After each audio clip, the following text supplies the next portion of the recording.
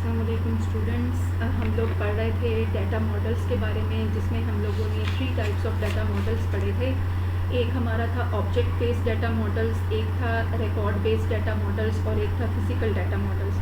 और हमने object based और रिकॉर्ड बेस्ड को थोड़ा थोड़ा हम लोगों ने और फिज़िकल को डिफ़ाइन किया था कि ये मॉडल्स जो हैं वो किस किस्म के होते हैं। आज हम लोगों ने जो रिकॉर्ड बेस्ड मॉडल्स हैं उनके अंदर फिर आगे मज़ीद हमारे पास 3 मॉडल्स आ रहे हैं। हिरार्किकल डाटा मॉडल आता है, इसमें रिलेशनल मॉडल आता है और इसके अंदर आता है नेटवर्क मॉडल। नेटवर्क मॉडल इसके अंदर तीसरा जो है वो आता है। अब हम लोगों ने सबसे पहले हिरार्किकल को स्टडी करना है। हमारा ये जो कोर्स है डाटाबेस मैनेजमेंट सिस्टम का, इसके अंदर आगे जाकर हम ऑब्जेक्ट बेस्ड डाटा मॉडल्स भी पढ़ेंगे। तो अभी जो है हम रिकॉर्ड बेस्ड डाटा मॉडल्स जो हैं वो पढ़ रहे हैं, जिसके अंदर हमारे पास 3 मॉडल्स हैं।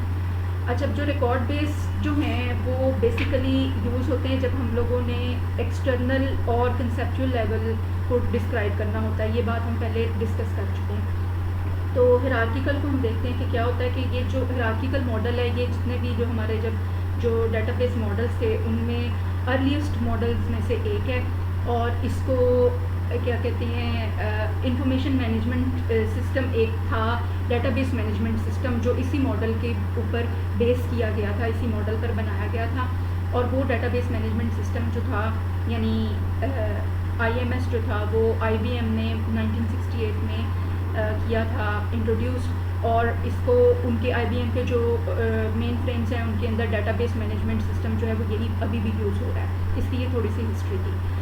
तो ये जो हिरार्किकल मॉडल है, असल में इसके अंदर होता क्या है कि इसके अंदर हम डाटा को हिरार्की की फॉर्म में शो कर रहे होते हैं। हिरार्की का मतलब है कि हम पेरेंट चाइल्ड रिलेशनशिप इसके अंदर दिखा रहे हैं डाटा का या रिकॉर्ड का, ठीक है।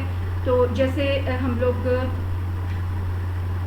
ये मैं आपको थोड़ी सी ये डायग्राम दिखा देती हूँ, जिसमें आपको नज़र आ रहा होगा कि आपको एक सबसे ऊपर हिरार्की में कार नज़र आ रहा है। कार के नीचे आपको 3 चाइल्ड नज़र आ रहे हैं, चाइल्ड नोड। कार जो है वो इनका पेरेंट नोड है, जिसमें इंजन, बॉडी और चेसिस है। आगे फिर बॉडी को डिफरेंट नोड्स के अंदर डिवाइड किया गया है, ठीक है। तो हम क्या कह रहे हैं कि इसकी थोड़ी सी हम लोग पढ़ लेते हैं कि होता क्या है। लेकिन मैंने आपको इसकी मतलब शक्ल दिखाने के लिए आपको ये डायग्राम दिखाई है कि हिरार्की से क्या मुराद है। अब देखें, हिरार्की से मुराद होता है कि हमारे पास जैसे ऑर्गेनाइजेशंस होती हैं, उनके अंदर सबसे हायर लेवल पर कौन बंदा, एक कोई ऑफिसर काम कर रहा है, फिर उसके कुछ सबॉर्डिनेट्स होते हैं, फिर उन सबॉर्डिनेट्स के आगे कुछ सबॉर्डिनेट्स होते हैं। तो इसको हम हिरार्की बोलते हैं, ठीक है। यानी पेरेंट चाइल्ड रिलेशनशिप में अप साइड डाउन आना, हम इसको बोलते हैं हिरार्की। तो IMS की हमने बात की, फिर उसके अंदर इसी कार या ऑटोमोबाइल मैन्युफैक्चरिंग कंपनीज़ के जो डाटाबेस मैनेजमेंट सिस्टम है, उसी की मिसाल हम ले लेते हैं, उसकी डाटाबेस की, कि उसके अंदर जैसे कि वो मुख्तलिफ मॉडल्स तैयार करती हैं गाड़ियों के। तो उनके अंदर क्या कहते हैं, जब गाड़ियों को असेंबल किया जाता है, उनके तमाम पुर्जे जो हैं वो इकट्ठे किए जाते हैं, तो उस असेंबली को हम कह सकते हैं कि ये जो है ये एक हिरार्किकल फॉर्म है। वो कैसे है कि हर कार का जो मॉडल है उसको हम डिकम्पोज कर सकते हैं कि गाड़ी जो है वो किस में डिकम्पोज हो रही है, इंजन में, बॉडी में और चेसिस में, यानी उसके जो मेन पार्ट्स होते हैं। तो हम कार जो है वो पेरेंट है, उसके आगे जो चाइल्ड नोड बन रहे हैं वो है इंजन, बॉडी और चेसिस।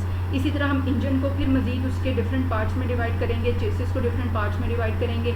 उसकी जो बॉडी है उसको यहाँ पर जस्ट 4 उसके जो चिल्ड्रन हैं वो दिखाएं हैं, जैसे कि लेफ़्ट डोर हो गया, राइट डोर हो गया, हुड हो गया उसका, या रूफ हो गया, एक्सेट्रा। तो इस चीज़ को हम बोलते हैं हिरार्की, ठीक है। पेरेंट नोड से चाइल्ड नोड की तरफ आना, ठीक है। अब ये देखें कि हर असम्बली की अंदर जो डिफरेंट असम्बलीज़ हैं उनके आगे फिर मज़ीद सब असम्बलीज़ हैं। जैसे यहाँ पर बॉडी जो थी वो एक सब असम्बली थी, ठीक है। कार एक असम्बली है, उसमें असम्बलीज़ आ रही हैं इंजन, बॉडी और चेसिस।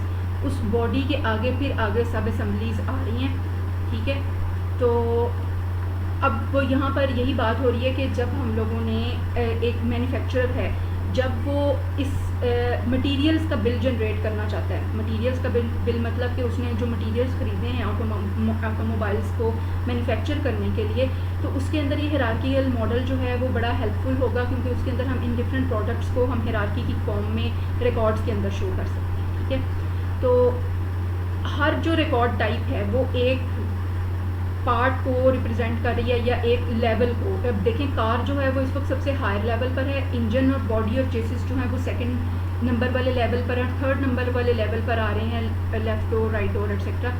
तो ये जो चीज़ है इसको हम बोलते हैं पेरेंट चाइल्ड रिलेशनशिप। कार जो है वो पेरेंट है, इंजन, बॉडी और चेसिस उसके चिल्ड्रन हैं। इसी तरह बॉडी के जो चिल्ड्रन हैं वो हैं left door, right door, hood and roof, ठीक है। तो जो उसके सब पार्ट्स हैं वो उसके चिल्ड्रन बन रहे हैं। तो ये जो पेरेंट चाइल्ड रिलेशनशिप है इसको हम हिरार्की बोलते हैं। अब कुछ करेक्टरिस्टिक्स हैं, हमने वो देखनी है कि हिरार्किकल मॉडल की करेक्टरिस्टिक्स क्या होती हैं। कि सबसे पहली जो करेक्टरिस्टिक्स आ रही है वो है कि representation of data as hierarchical trees, के जो हिरार्किकल ट्रीज़ की फॉर्म में डाटा को रिप्रेजेंट करना। अब ये देखें कि ये जो हमने कार की जो डिफरेंट बॉडी पार्ट्स की जो असेंबली या ये जहाँ डायग्राम दिखाई हुई है ये आपको एक ट्री की फॉर्म में, इन्वर्टेड ट्री की फॉर्म में नज़र आ रहा है, ठीक है। कार जो है वो रूट नोड है, फिर उसके आगे लीफ नोड्स हैं, इंजन, बॉडी और चेसिस, फिर आगे उसके लीफ नोड्स हैं। तो ये एक ट्री की फॉर्म बन रही है। तो हम डाटा को इस तरह से हिरार्किकल ट्रीज़ की शक्ल में रिप्रेजेंट जो है वो इसमें कर सकते हैं, ठीक है। पेरेंट चाइल्ड की फॉर्म भी इसको कहते हैं। और जो रिकॉर्ड्स हैं उनके दरमियान में पेरेंट चाइल्ड की रिलेशनशिप बन रही है, ठीक है। कार से रिलेटेड जितने जो रिकॉर्ड्स हैं उनकी रिलेशनशिप बन रही है, इंजन से रिलेटेड जो रिकॉर्ड्स होंगे या बॉडी या चेसिस से रिलेटेड जो रिकॉर्ड्स होंगे, ठीक है। अब एक ये भी बात है कि सपोज़ अगर हमारे पास एक रिकॉर्ड है R1, या चले हम कह लेते हैं कि जैसे कि कार है वो R1 लेवल पर है, हमारे पास एक रिकॉर्ड है R1, रिकॉर्ड टाइप है R1। तो हम R1 को, एक और हमारे पास रिकॉर्ड है जो R2 है, यानी रिकॉर्ड टाइप है R2। हम R1 को R2 का पेरेंट रिकॉर्ड उस वक्त बोलेंगे जब R1 जो है वो R2 से एक लेवल हायर होगा या इससे ज़्यादा लेवल्स हायर होगा, ठीक है। जैसे कि इंजन का जो लेवल है वो कार के लेवल से नीचे आ रहा है, कार का जो लेवल है वो इंजन के लेवल से हायर है, ठीक है। तो यहाँ पर हम ये कह रहे हैं कि कार जो है वो इंजन का पेरेंट है, जबकि इंजन जो है वो कार का चाइल्ड है, ठीक है। तो हिरार्की की जो रूट है वो सबसे ज़्यादा इम्पॉर्टेंट है, ये जो कार है, क्योंकि हम इससे रिलेटेड डाटा जो है वो उस हिरार्की के अंदर स्टोर कर रहे हैं। जितने भी रिकॉर्ड्स आएंगे वो सारे के सारे इसी से रिलेटेड होंगे। तो ये बड़ी इंपॉर्टेंट होती है, ये वाला टाइप ऑफ रिकॉर्ड जो रूट टाइप ऑफ रिकॉर्ड है वो सबसे ज़्यादा इंपॉर्टेंट होता है, क्योंकि इसके नीचे जितने भी लेवल्स आएंगे वो सारे के सारे इस रूट लेवल के ऊपर डिपेंडेंट होते हैं, ठीक है। अब ये देखें कि अगर कार ही ना हो, यहाँ से मैं कार को स्किप कर देती हूँ, तो किसकी बॉडी, किसका इंजन, किसका चेसिस, ठीक है। तो सबसे बेसिक चीज़ जो है वो हमारा ये रूट नोड है, जो उसी के ऊपर बाकी के सारे जो नोड्स हैं या जो लेवल्स हैं वो डिपेंड कर रहे हैं। अच्छा, नेक्स्ट जो कैरेक्टरिस्टिक्स है वो कह रहे हैं कि ईच सब module has only one super module. सब मॉड्यूल, इंजन सब मॉड्यूल है, कार उसका सुपर मॉड्यूल है, बॉडी सुपर मॉड्यूल है, लेफ्ट डोर उसका सब मॉड्यूल है। ये आपको समझ आ रही है बात, ठीक है। कि जो नीचे वाले लेवल के जो नोड्स हैं उनको हम सब मॉड्यूल कह रहे हैं, ठीक है, और जो ऊपर वाले जो लेवल के हैं, हायर लेवल के, उनको हम सुपर मॉड्यूल्स कह रहे हैं। तो वो बताना ये चाह रहे हैं कि हर चाइल्ड का सिर्फ और सिर्फ एक ही पेरेंट होगा। बॉडी अगर चाइल्ड है तो उसका पेरेंट सिर्फ कार ही है, ठीक है। इसी तरह अगर लेफ्ट डोर जो है वो चाइल्ड है बॉडी का, तो वो इंजन का चाइल्ड नहीं हो सकता, इसी तरह वो चेसिस का चाइल्ड नहीं हो सकता। तो जितने भी हमारे पास चिल्ड्रन आ रहे होते हैं, जो चाइल्ड नोड होते हैं, उनका सिर्फ और सिर्फ एक ही पेरेंट नोड होता है, ठीक हो गया। अच्छा, नेक्स्ट बात कह रहे हैं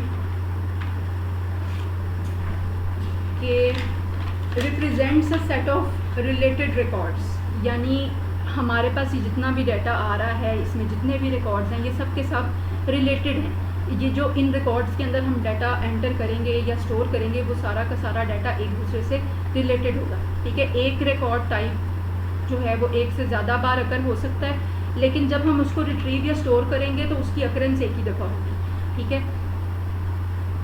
आपस में रिलेटेड हैं, जैसे कि आप एग्जांपल देख रहे हैं कार, तो आप ये देखें कि जितने भी इसमें रिकॉर्ड्स आएंगे वो कार से रिलेटेड रिकॉर्ड हो या इंजन से रिलेटेड रिकॉर्ड्स आ रहे हों या बॉडी या चेसिस से, वो सारे के सारे रिलेटेड टू कार ही हैं, ठीक है, एक ही चीज़ से रिलेटेड है। नेक्स्ट वो चीज़ कह रहे हैं कि हायर हिरार्की थ्रू पॉइंटर्स, ये जो हम हिरार्की मेंटेन करते हैं, ये जो रिकॉर्ड्स हमने मेंटेन किए हैं इनको हमने आपस में लिंक कैसे करना है। अब ये एक चीज़ है पॉइंटर्स, आप लोगों ने सी लैंग्वेज पढ़ी थी, लेकिन आप लोगों ने सी के अंदर कह लें कि आपके कोर्स में पॉइंटर्स उस वक्त शामिल नहीं थे। मतलब पॉइंटर्स जो हैं असल में पॉइंटर्स ऐसे वेरिएबल्स होते हैं जिनके अंदर एड्रेसेस को स्टोर किया जाता है किसी और वेरिएबल्स के, ठीक है। ये बात आप क्लियर कर रहे होंगे। वैसे तो वेरिएबल्स के अंदर हम स्टोर करते हैं, क्या कहते हैं, वैल्यू स्टोर करते हैं, डाटा को स्टोर करते हैं, लेकिन पॉइंटर्स होते हैं जो एड्रेसेस को स्टोर करते हैं। तो अब ये जो हायरार्की हमने मेंटेन करनी है कि एक रिकॉर्ड टाइप जो है वो दूसरे रिकॉर्ड टाइप का पेरेंट है और जो दूसरा रिकॉर्ड टाइप है वो उसका चाइल्ड है।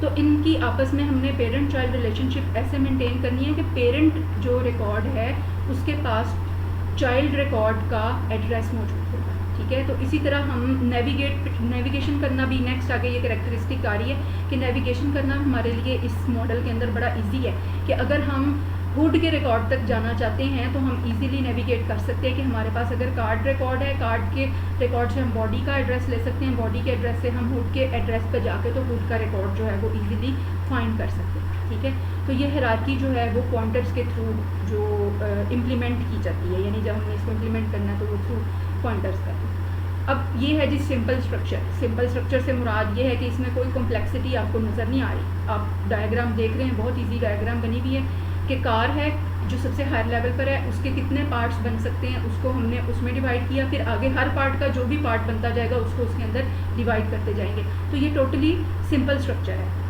ठीक है। इसके अंदर कोई ज़्यादा वो मुश्किल चीज़ हमें नहीं है। हम इजीली पेरेंट्स के थ्रू, पेरेंट्स नोट्स के थ्रू चिल्ड्रन जो हैं या चाइल्ड नोट्स हैं उनको नेविगेट भी इजीली कर सकते हैं क्योंकि स्ट्रक्चर बहुत सिंपल है। अब परफॉर्मेंस इसकी हाई इसी बेस पर हो रही है। हाई परफॉर्मेंस का मतलब कि जब हम नेविगेशन फास्ट वे में कर रहे हैं, जब हमें पता है कि फ़लाँ जो रिकॉर्ड है, रिकॉर्ड टाइप है वो फ़लाँ का पेरेंट है, तो हम इजीली वहाँ तक पहुँच सकते हैं उनके एड्रेसेस को या पॉइंटर्स को यूज़ करते हुए।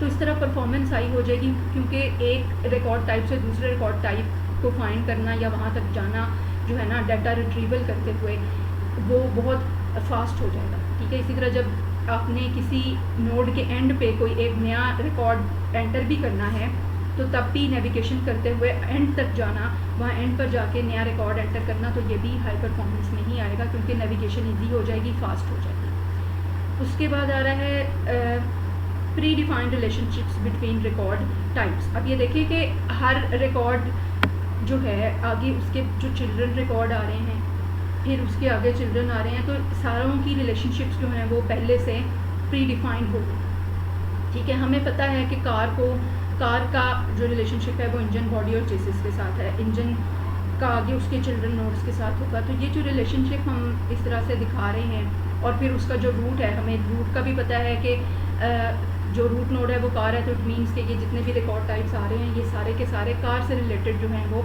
डाटा को अपने अंदर स्टोर करवाएंगे। तो ये जो रिलेशनशिप्स हैं ये सारी प्री डिफाइंड हैं, पहले से हमें पता है इनकी आपस की रिलेशनशिप्स, हमने इस मॉडल के अंदर उनको प्री डिफाइन कर दिया। तो जब डेटाबेस बनाएंगे तो हमें बड़ा इजी रहेगा डेटाबेस को क्रिएट करना। उसके बाद है जी डिफ़िकल्ट टू रीऑर्गेनाइज। डिफ़िकल्ट क्यों है रीऑर्गेनाइज करना? क्योंकि आप देख रहे हैं कि पेरेंट चाइल्ड का रिलेशनशिप है। जब हम इस चीज़ को इस सारी ये जो जैसे आप देख रहे हो एक आपको छोटी सी डायग्राम बना के दिखाई है, अगर आप इसको चेंज करना शुरू कर दें तो सारी की सारी ये जितनी भी पेरेंट चाइल्ड रिलेशनशिप हैं ये सारी की सारी डिस्टर्ब हो जाएगी। अगर हम इसी तरह अगर हम किसी नोड को मतलब डिलीट करते हैं या नया ऐड करते हैं तो वो थोड़ा डिफ़िकल्ट होता है। इसलिए कह रहे हैं कि इसको रीऑर्गेनाइज करना यानी नए सिरे से इसको तरतीब देना जो है वो डिफ़िकल्ट है। और एक आ रहा है लास्ट पर कि मोर कॉम्प्लेक्स रियल लाइफ जो रिक्वायरमेंट्स हैं वो ये मॉडल पूरा नहीं कर सकेगा। वो इसलिए नहीं कर सकेगा क्योंकि इसमें आपको स्ट्रक्चर सिंपल नज़र आ रहा है पेरेंट चाइल्ड का। हर लाइफ की जो सिचुएशन है जिसके मुतालिक हमने डेटाबेस बनानी होगी या हर ऑर्गेनाइजेशन जिसके अंदर डाटा जो है वो कॉम्प्लेक्स किस्म का आ रहा है, वो ज़रूरी नहीं है कि वो पेरेंट चाइल्ड की शक्ल में ही हम उसको डिफ़ाइन कर सकें, ठीक है। तो इस वजह से जब ज़्यादा कॉम्प्लेक्स आ जाएगी सिचुएशन तो उसमें ये पेरेंट चाइल्ड रिलेशनशिप वाला मॉडल जो है वो हमें हेल्प आउट नहीं कर सकेगा। तो हर जगह पर इस किस्म की ये जो हमारा हायरार्किकल डाटा मॉडल है, जो पेरेंट चाइल्ड डाटा मॉडल है, इसको यूज़ नहीं कर सकते जहाँ पर डाटा जो है वो बहुत कॉम्प्लेक्स किस्म का आ जाएगा। यानी जब पेरेंट चाइल्ड वाली सिचुएशन ना हो, ऐसी भी सिचुएशंस होंगी जहाँ पर पेरेंट चाइल्ड की शक्ल में हम डाटा को या रिकॉर्ड्स को स्टोर नहीं करवा सकेंगे, तो उसमें फिर ये टोटली हमारे लिए बेनिफिशियल नहीं होगा।